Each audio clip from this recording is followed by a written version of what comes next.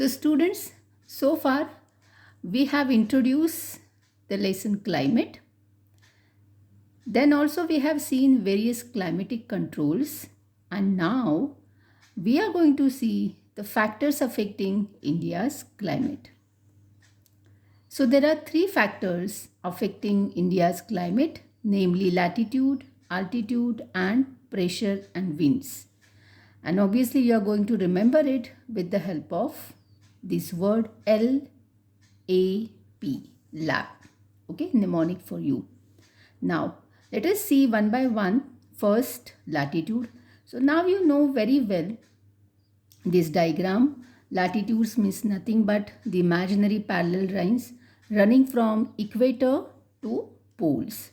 Now when we talk about latitude, we know that the different latitudes on earth receive different amount of sunlight, and that is the key factor in determining that particular region's climate. Now as we move from equator to pole, we know the temperature decreases and we approach towards equator, temperature increases, right? So based on this, we get three major climatic zones. These are namely, you know it, Arctic zone, temperate and the torrid zone, right?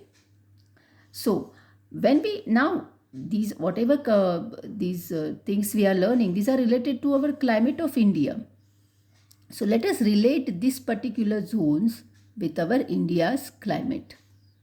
So if you see this dotted line, this is nothing but the Tropic of Cancer, and it passes through the middle of the country from Rann of Kutch in the west to Mizoram in the east, right? And because of this line, almost half of the country is lying.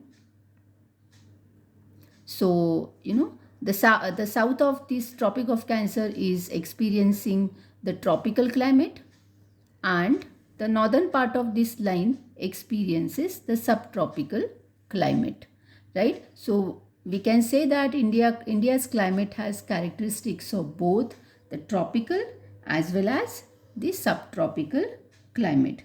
Now what do you mean by the subtropical? The subtropical areas, the areas which are near to the tropical areas, right, near to the they are in the temperate zone, but they are near to the subtropical area, so they enjoy the climate of both the temperate zone, temperate area and the tropical area, but not exactly as hot as the tropical climate.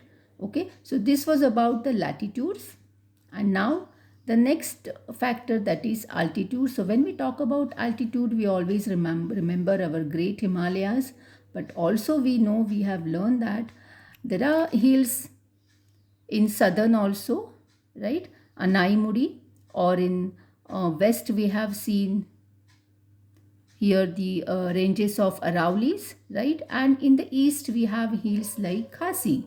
So how these different hills or tall mountains affect our climate?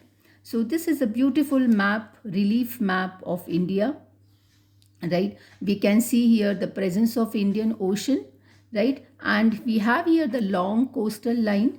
So the elevation of that is maximum about 30 meters, right? Towards the south, we can see here the presence of these hills, Anaimudi Hills, that is also called the Mount Everest of the southern peninsula. Then here we know our familiar Western Ghat. This is discontinuous Eastern Ghat. Towards west we have running from Gujarat to Delhi, these are Arauli ranges, right? Here also we have Satpura, Vindhya ranges. Towards east we can find here again the extension of Himalayas and the presence of here the hills in Meghalaya, Khasi, Garo.